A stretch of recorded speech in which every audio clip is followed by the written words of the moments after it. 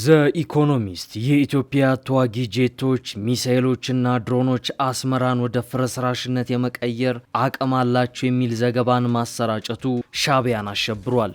በዚህ ሰሞን ሁለት ራስ ምታት የሚለቁ መረጃዎች ሻዕቢያ ጆሮ ደርሰዋል። የመጀመሪያው ኢትዮጵያ የኤርትራን አገርነት እውቅና ልታነሳ ትችላለች መባሉ ሲሆን ይህም ኢሳያስ አፈወርቂን በፍርሃት ቆፈን ስር የከተተ ሆኗል። ሁለተኛው ደግሞ ዘ ኢኮኖሚስት የኢትዮጵያ ሚሳኤሎች አስመራን ወደ ፍርስራሽነት መቀየር ይችላሉ ሲል ወዮ ለሻዕቢያ ያስባለ ዘገባ ማሰራጨቱ ነው። ከአንድ አፍታ ሚዲያ ጋር ቆይታ ያደረጉት የህግና ፌዴራሊዝም ምሁሩ ዶክተር ሲሳይ መንግስቴ በበኩላቸው የኢትዮጵያ ጦር አስመራን ጨምሮ ሙሉ ኤርትራን ሊቆጣጠር ይችላል ሲሉ ይናገራሉ። የኢትዮጵያ የኤርትራን አገርነት እውቅና የማንሳት ጉዳይ በዩናይትድ ኔሽንና በአፍሪካ ህብረት ቻርተር እንዴት ይታያል? ኤርትራ ኢትዮጵያ በዚህ ጉዳይ ገፍታ ከሄደች ካሳ እጠይቃለሁ ማለቷ ምን ያህል የህግ ማዕቀፍ አለው በሚለው ዙሪያና በኢትዮ ኤርትራ ጉዳይ ከዶክተር ሲሳይ መንግስቴ ጋር ቆይታ አድርገናል። ይህን ቪዲዮ ላይክ በማድረግና ለወዳጆ በማጋራት እየጠየቅን በቀጥታ ወደ ቃለ መጠይቁ እናመራለን።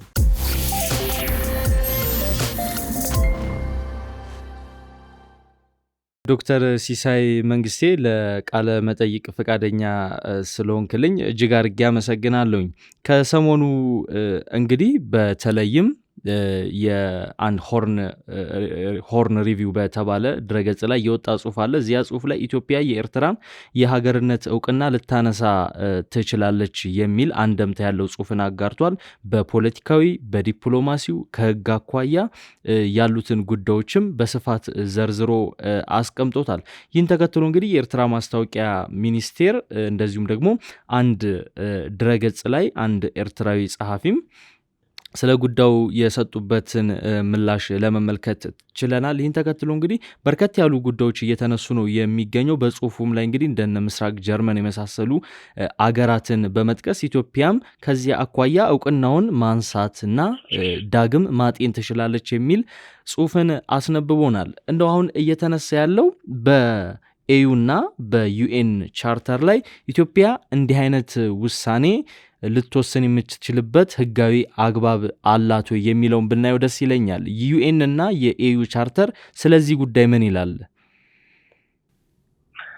በነገራችን ላይ ሀገራት እርስ በርስ እውቅና እንዲሰጣጡ የመጀመሪያ መነሻ ሀሳብ ቀርበው በተለምዶም ተግባራዊ እየተደረገ ያለው በዩኤን ቻርተር ወይም በኤዩ ቻርተር ላይ በተቀመጡ መርሆች ብቻ ሳይሆን በሞንቴቪዲዮ ኮንቬንሽን የሚባል አለ። በ1933 እንደ አውሮፓ አቆጣጠር በአሜሪካን ስቴትስ የሚባሉት የተፈረመ ወይም ስምምነት ላይ የተደረሰና ተግባራዊ የሆነ ያለ ለዩኤንም እንደ መነሻ ሆኖ ያገለገለ ስምምነት አለ።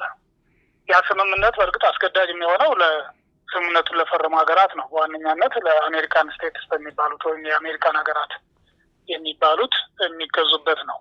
ግን ለሁሉም ሀገራት ሊያገለግል የሚችል መስፈርት ስላስቀመጠ ዩኤንም እሱን ግምት ውስጥ አስገብቶ ተግባራዊ ሲያደርግ እናያለን። ለምሳሌ አንድን ሀገር እውቅና ለመስጠት ወይም እንደ ሀገርም ነው ብሎ ለመቀበል በመጀመሪያ መታየት የሚችለው ቋሚ ነዋሪ የሆነ ህዝብ አለ ወይ የሚለው እንደ አንድ መስፈርት ይወሰዳል።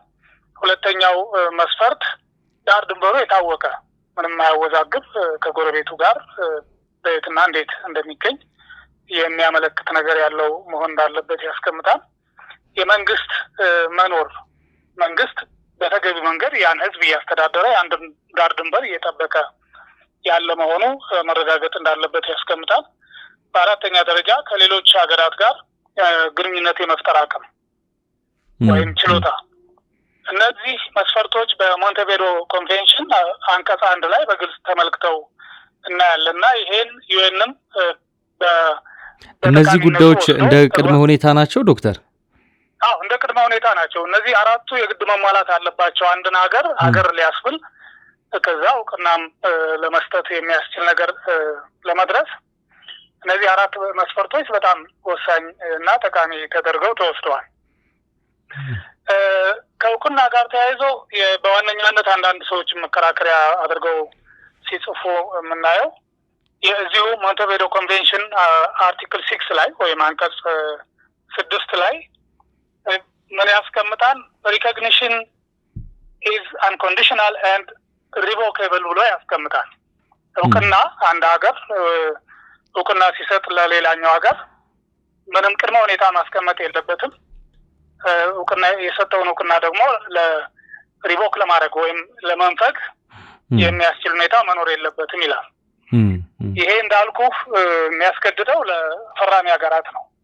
ስለዚህ የኢትዮጵያ አቋም ከዚህ አንፃር እንዴት ሊታይ ይችላል የሚለውን አንደኛ የኢትዮጵያ መንግስት አይደለም በግልጽ ይሄን ሐሳብ ያራመደው ግለሰብ ጸሐፊ ሊሆን ይችላል ወይም የተወሰነ ቡድን ሊሆን ይችላል ሐሳቡን ያቀረቡት። ከዛ አንፃር ካየኸው አንድ ሀገር እውቅና ሲሰጥ ታሳቢ የሚያደርጋቸው ነገሮች አሉ። ከዛ ሀገር ጋር የተሻለ መልካም ግንኙነት ለመፍጠር አብሮ ለመስራት፣ ጎረቤት ከሆነ ደግሞ ጥሩ ጎረቤት ሆኖ ለመኖር እና የመሳሰሉት ግምት ውስጥ ልናስገባ እንችላለን። ይሄን አይነት ጥቅም የማያስገኝ ከሆነ እውቅና መስጠት በነገራት ሉዓላዊ ስልጣን ነው። ወይም ይሄ ምንድነው በእንግሊዝኛው ዲስክሬሽነሪ ፓወር ይባላል። ማንም ጣልቃ ገብነት ወይም የዓለም አቀፍ ሕግ ሊሆን ይችላል ወይም ሌላ ኦሪጂናል እንትን ሊሆን ይችላል እውቅና ሰጥ ብሎ የሚያስገድደው ሕግ የለም። ስለዚህ እውቅና ሲሰጥ ተገዶ እንደማይሰጠው በራሱ ተነሳሽነት፣ በራሱ ግምገማ፣ በራሱ ውሳኔ እንደሚሰጠው ሁሉ እውቅናውንም ለመንፈግ የሚከለክል ሕግ የለም።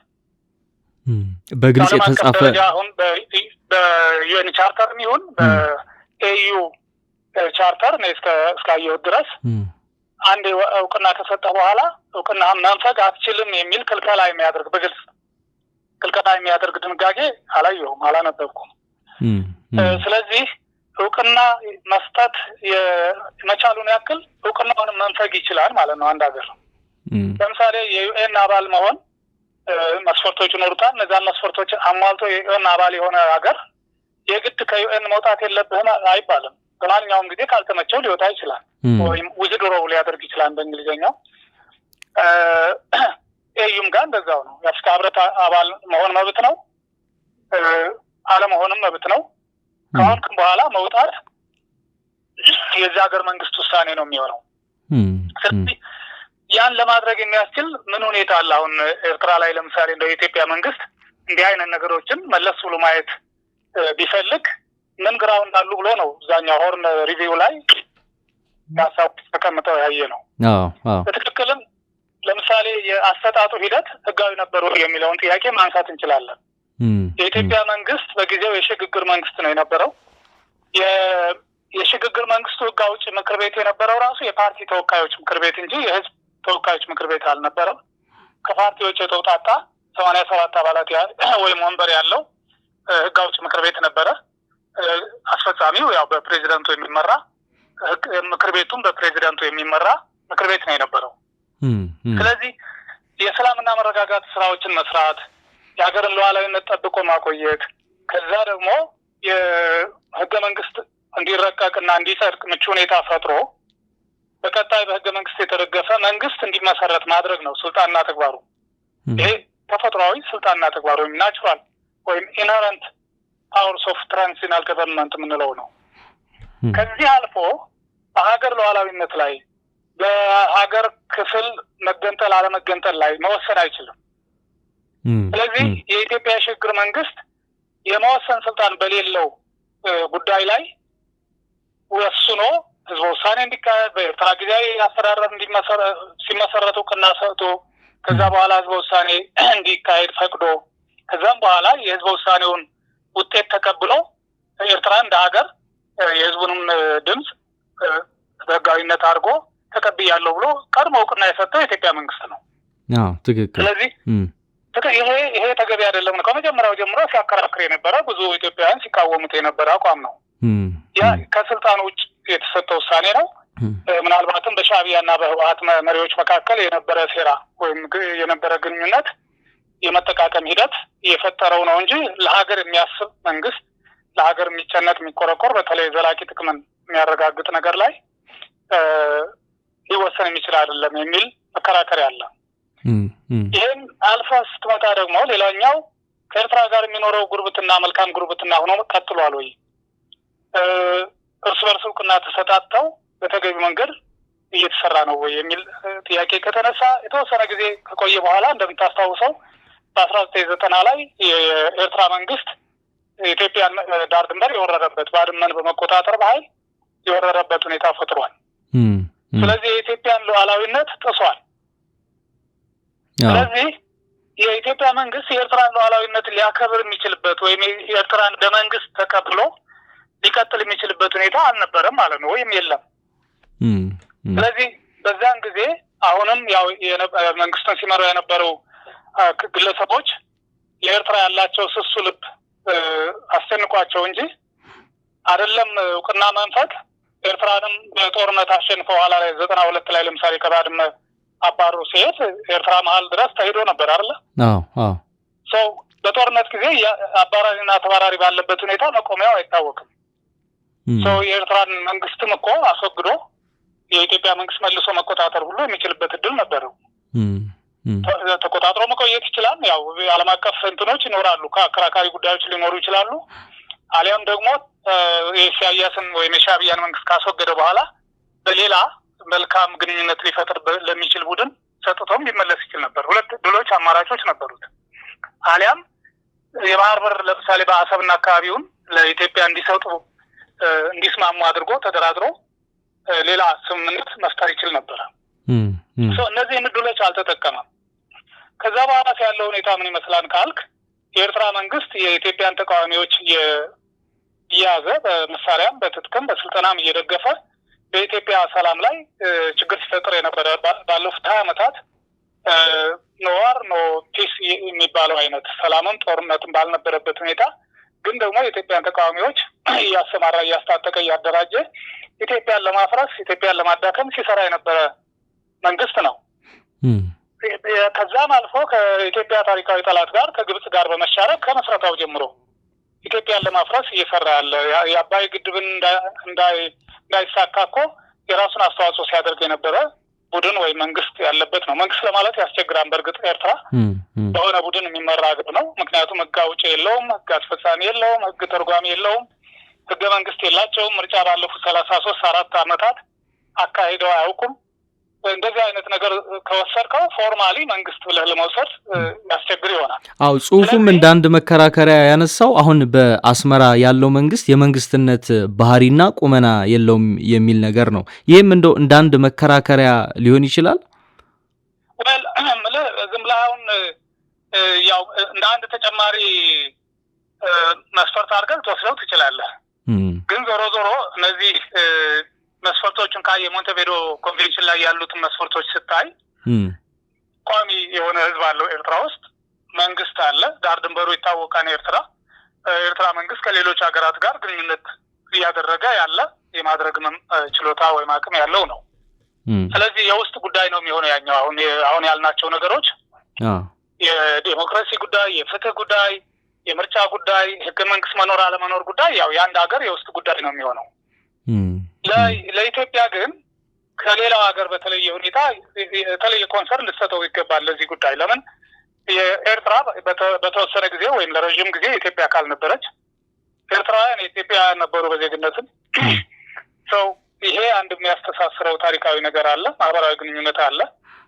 እሱን ታሳቢ አድርጎ የኢትዮጵያ መንግስት ለኤርትራ ህዝብም ቢያስብ ቢጨነቅ ለኤርትራ እንደ ሀገርም በኋላም እንደ ግዛት ታሳቢ ተደርጎ የተሻለ ነገር እንዲፈጠርላት መሆን አለበት ብሎ ቢያስብ ብዙ ችግር ተደርጎ ላይ ወሰድ ይችላል። ዞሮ ዞሮ ግን ከዛም በኋላ የነበሩ ግንኙነቶች አሉ። በአንጻራዊነቱ አጭር ጊዜ ሰላማዊ ግንኙነት፣ ከዛ በኋላ ወደ ፍጥጫ ወደ እርስ በርስ ጦርነት እስከ መጀመር ሊያደርስ የሚችል ዝግጅት እየተደረገ ነው የሚል ብሎች እየተዘገቡ ነው። መንግስት ሄሎ ዶክተር አንስቻለሁ። ከዚህ በኋላ ከኤርትራ መንግስት ጋር የሚኖረኝ ህጋዊ ግንኙነት አይኖርም፣ እንደ መንግስት እውቅና ሰጠውም እንደ ሀገር እውቅና ሰጥቼ ሊኖረኝ የሚችል ግንኙነት አይኖርም በሚል ያን አነሳ ማለት ቀጥሎ ሊመጣ የሚችለው ነገር ምንድን ነው? ስለዚህ ኤርትራ ውስጥ ያለው አማጺ ነው፣ ኤርትራ ውስጥ ያለው ህገወጥ ኃይል ነው። ስለዚህ ይህን ህገወጥ ኃይል በማንኛውም መንገድ አስወግጄ ወይ መልሼ መቆጣጠር እችላለሁም እስከ ማለት ሊሄድ ይችላል። አሊያም ቢያንስ የባህር በር የሚፈልገውን ያክል የባህር በር እና ወደብ እድል እንዲያገኝ እሱን የሚስማማ ኃይል እንዲመጣም ግፊት ሊያደርግ ይችላልና እኔ በዛ መልክ ነው ላየው የምችለው።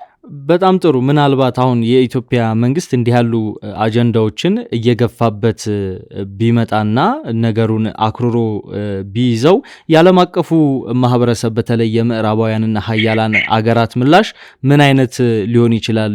የኢትዮጵያን መንግስት ተከትለው የኤርትራን የሀገርነት እውቅና ሊያነሱ የሚችሉበት እድል ይኖራል? እንግዲህ ሌሎቹ ሊያነሱ ይችላሉ አይችሉም የሚለውን አስቸጋሪ ነው። ከወዲሁ መተንበይ ያስቸግራል። ግን እንደው ሌሎቹ ሀገራት ካላነሱ የኢትዮጵያ መንግስት ብቻ ማንሳቱ ምን አይነት ፋይዳ ይኖረዋል ታዲያ? አሁን ሌሎች አነሳሉ በሚል ስሌት አይደለም የኢትዮጵያ መንግስት የሚያነሳው።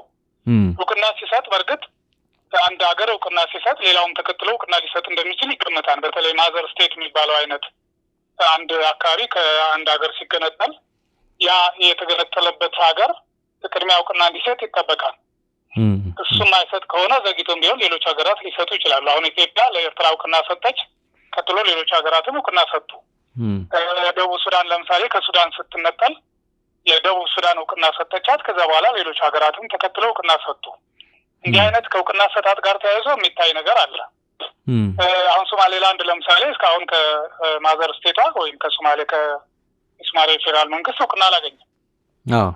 ነገር ግን ሌሎች ሀገራት እውቅና ሊሰጧት አሁን እንትን እያደረጉ ነው። እና የሆነ ሀገር እውቅና ቢሰጥ ኢትዮጵያ ተከትላ እውቅና እንደምትሰጥ ምንም ጥርጥር የለውም። ይሄ ከዚህ በፊትም ቀድሞ ጠቅላይ ሚኒስትር መለስ ዜናዊ ለሶማሌላንድ ኢትዮጵያ ቅድሚያ እውቅና አትሰጥም እንጂ ሶስተኛ ግን ልትሆን አትችልም የሚል አስተያየትም ሰጥተው እንደነበረ ይታወቃል። የሆነ ሀገር ለምሳሌ ሶማሌላንድን እውቅና ቢሰጥ ኢትዮጵያ ሁለተኛ ሆና እውቅና እንደምትሰጥ ትጠብቃለህ።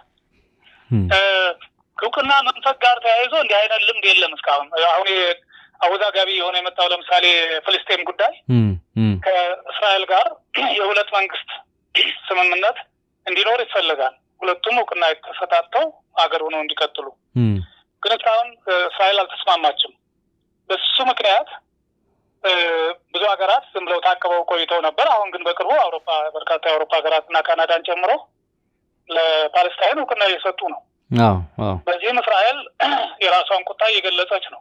አሜሪካም ጭምር ከእስራኤል ጎን ሆና ልክ እንዳልሆነ የአውሮፓ ሀገራትን እውቅና እየሰጡ ያሉ ሀገራትን እየተቸች ነው። ይሄ እንግዲህ የዓለም አቀፍ ዲፕሎማሲው ወዴት እንደሚሄድ ማየት ትችላለህ። አይደለም እውቅና መንፈቅ ላይ እውቅና መስጠት ላይ እንኳን እንዲህ አይነት ፍጥጫዎች አሉ። ኢትዮጵያ አሁን የኤርትራን እውቅና ብትነፍቅ ከኢትዮጵያ ጋር የተሻለ ቅርበት ያላቸው በኢትዮጵያ ዘላቂ ጥቅም የተሻለ ይኖረኛል ብለው ይህን ቢከተል እጠቀማለሁ የሚል ሀገራት ካሉ እውቅናቸውን ሊያነሱ ይችላሉ። ኢትዮጵያ ማዘር ስቴት ነች። እሷ እውቅና እስከነፈገች ድረስ እኔ ምን የተለየ ጉዳይ አለኝ ብለው ያን ተከትለው እውቅና የሚነፍቁ ሀገራት ሊኖሩ ይችላሉ። ግን ከባድ ነው የሚሆነው። ለምን ዲፕሎማሲው ያው ነገም በእኔ የሚል ሌላም ሊነሳ ስለሚችል እንዲህ አይነቱን ነገር ደፍረው የሚከተሉ ላይሆን ይችላሉ። የኢትዮጵያ ዲፕሎማሲና የኢትዮጵያ ተጽዕኖ የመፍጠር አቅም ግን ትርጉም አለው፣ ትልቅ ትርጉም ይኖረዋል። አሁን ሌሎች ይከተላሉ ብቻ አይደለም፣ ጫናም ሊመጣባት ይችላል ኢትዮጵያ ላይ። እውቅና ለምን ትነፍቂያለሽ ኤርትራ ላይ? ምክንያቱም እውቅና መንፈግን ተከትሎ የሚመጣ ሌላ ተጨማሪ እርምጃዎች ይኖራሉ አይደል? ዝም ብሎ አይደለም እውቅና የሚነፈገው። ከሶማሌ ላንድ ጋር የነበረውን ባለፈው ዓመት የመግባቢያ ሰነድ እንኳን ስለተፈራረመች ኢትዮጵያ የተለያዩ ሀገራት ተቋማቸውን ገልጸዋል አይደል? ዲፕሎማሲያዊ ጫናውም ከባድ ነበር። ዲፕሎማሲያዊ ጫና ለማሳረፍ ከአፍሪካ ህብረት ጀምሮ የአውሮፓ ህብረት እና አንዳንድ የአውሮፓ ሀገራት ጉዳዩን በሰላማዊ መንገድ ነው መታየት ያለበት እንጂ በሌላ ሀገር ላይ ጫና በሚፈጥር መልኩ መካሄድ የለበትም የሚል ኢቨን የመግባቢያ ሰነድ ነው። ቋሚ ትሪቲ እንኳን አይደለም ወይም ስምምነት አልነበረም። ጫናው ቀላል አይሆንም። ከየትኛውም የኤርትራም ወዳጅ ሀገር ይኖራቸዋል። ኤርትራንም ዝም ብለው የሚያዩ አይደሉም። ስለዚህ ያን ስራ ተከትሎ እንግዲህ እንደየስራው ሁኔታ ኢትዮጵያ ላይም ጫናዎች ሊኖሩ ይችላሉ። በተለይ ፈርዘር ሄዳለሁ ካለች ኢትዮጵያ እውቅና ከመንፈግ አልፋ ሌሎች ጫናዎች፣ ሌሎች የኃይል እርምጃዎች ኤርትራን ቁጥጥር ስር ለማዋል ወይም ደግሞ ከፊል ኤርትራን ለመቆጣጠር እንደውም ለምሳሌ አሰብና የቀይ ባህርን አካባቢ የተወሰነውን የቀይ ባህር አፋር ለምሳሌ ወደ ኢትዮጵያ መሆን ይፈልጋሉ። እነሱን ታሳቢ አድርጎ እርምጃ የሚወስድ አይነት ከሆነ ዲፕሎማሲያዊ ጫናዎች ወይም የተለያዩ እርምጃዎችን ሊመጡ እንደሚችሉ መታሰብ አለበት። እንደው ድጋፍ ማግኘት ብቻ ወይም አለማግኘት ብቻ ሳይሆን ይሄም ግምት ውስጥ ሊገባ ይችላል። በጣም ጥሩ ዶክተር፣ እንግዲህ በሚገባ የገለጽከው ይመስለኛል። በተለይ ጽሁፉ ከወጣ በኋላ ከህግ አኳያ ከፖለቲካ አኳያ ጉዳዩ ምን ይመስላል፣ አስቻይ ሁኔታዎችስ አሉት ወይ በሚለው ዙሪያ እንግዲህ ውይይቶችን እምብዛም እያየንና እየሰማን አልነበርም። ለተመልካቾቻችን ጠቃሚ የሚሆን ነገር ያነሳ ይመስለኛል። ከዚህ ጋር ተያይዞ የኤርትራ መንግስት በአንድ ድረገጽ ላይ የሰጠውን ጽሁፍ ተመልክቻለሁ። የኤርትራ መንግስትም ባይሆን አንድ የኤርትራ ምሁር የጻፉት አስተያየት ነው። እዛ ላይ ምንድነው የሚሉት? ምናልባት ኢትዮጵያ ይህን የሀገርነት እውቅና የመንፈግ ጉዳይ እየገፋችበት የምትሄድ ከሆነ ከኢትዮጵያ መንግስት ካሳ እንጠይቃለን የሚል ነገር እያነሱ ነው። ይሄ ካሳ የምን ጉዳይ ነው? በተለይም ሻዕቢያ ከደርግ ጋር በነበረው ውጊያ ተፈጽሟል ያሏቸውን ጉዳቶች፣ ኪሳራዎች እንደዚሁም ደግሞ የዘር ፍጅት ነው የሚሉት እነሱ። የተፈጸመውን የዘር ፍጅት በተመለከተ ካሳ እንጠይቃለን የሚል ነገር እያነሱ ይገኛሉ። ይህ የሚሆንበት እድል አለ? በጣም የሚገርም ነው። እንግዲህ ሰው ፍላጎቱን፣ ስሜቱን ይገልጻል። ይሄን ሊደግፍ የሚችል ዓለም አቀፍ ስለመኖሩ እርግጠኛ አይደለሁም። ምናልባትም ጸሐፊው ጠቅሶ ቢሆን ኖሮ እናገኘው ነበረ። ግን በዛ መልክ በጣም አርቲኩሌትድ የሆነ የዓለም አቀፍ ሕግ ጠቅሶ ካሳ ለመጠየቅ የሚያስችል ሁኔታ አለ እውቅና ከነፈገችን የሚል ክርክር ያለው አይመስለኝም። እኔ እስከማውቀው ድረስ እንደውም ኢትዮጵያ ከኤርትራ ካሳ የምትቀበለው $10 ሚሊዮን አላት። በድንበር ኮሚሽኑ የተወሰነ ውሳኔ ማለት በድንበር ኮሚሽኑ የተወሰነ ውሳኔ አንድ ነገር ነው። የካሳ ኮሚሽን ነበር ደግሞ የንብረት ሀብት ጉዳይን የመረመረና ውሳኔ የሰጠ በጊዜው የተቋቋመ በአልጀርሱ ስምምነት መሰረት። በዛ ስምምነት መሰረት የኤርትራ መንግስት ወራሪ እንደሆነ ተቆጥሮ ከዛ በኋላ የንብረት ውድመት ማሰብ ላይ የነበሩ የግለሰቦችም የኢትዮጵያ መንግስትም ንብረት ሀብት ስለነበረ እሱ ግምት ውስጥ ገብቶ $10 ሚሊዮን ኤርትራ ለኢትዮጵያ እንድትከስ ተወስኗል። የኢትዮጵያ መንግስት ይሄን ካሳ የመቀበል ህጋዊ መብት አለው በዓለም አቀፍ ጫናም በተለያዩ መንገዶች። ከዛ ውጭ ግን ኤርትራ ከኢትዮጵያ የምትጠይቀው ካሳ አይኖራትም። ለምን? በደርግ ጊዜ የነበረው ከዛ በፊት በንጉሱም ጊዜ ጦርነት ተካሂዷል። በነበሩት 30 ዓመታት የተካሄደ ጦርነት የእርስ በርስ ጦርነት ነው የነበረው። አሸናፊና ተሸናፊነት እስኪለይ ድረስ እሱ ጉዳት የኤርትራ ጉዳት ብቻ አይደለም፣ የኢትዮጵያም ጉዳት ጭምር፣ የኢትዮጵያም ኪሳራ ጭምር ነው። ኤርትራ ውስጥም የተካሄደው ኪሳራ፣ በነበረው ጦርነት የተካሄደው ኪሳራ በአጠቃላይ የኢትዮጵያ እንጂ ኤርትራ ተብሎ ሊወሰድ የሚችል አልነበረም። ይህ አንድ ግምት ውስጥ መግባት ያለበት። ሁለተኛ ኤርትራ መንግስቱና ስትቀጥል ይህን ጥያቄ አላቀረበም። ከ30 ምናምን ዓመት በኋላ እንዲህ አይነት ጥያቄ አቅርቦ መብትን ማስከበር ይቻላል። እንደው መብት እንኳ ቢኖር በህግ የተደገፈ እንኳ መብት ቢኖር ኖሮ የተወሰነ ጊዜ ገደብ አለው፣ ልትጠቀምበት የምችልበት ጊዜ አለ። ይሄ ታሳቢ ሲደረግ ዝም ብሎ ትርጉም አልባ የሆነ ክርክር ተደርጎ ነው የሚወሰደው። ከዛ ይልቅ ኢትዮጵያ አንዱ ቅድም ማንሳት የነበረብኝ ያላነሳሁት በዓለም አቀፍ በኩል ድጋፍ ልታገኝበት የምችልበት እድሉ ያለው ምንድን ነው?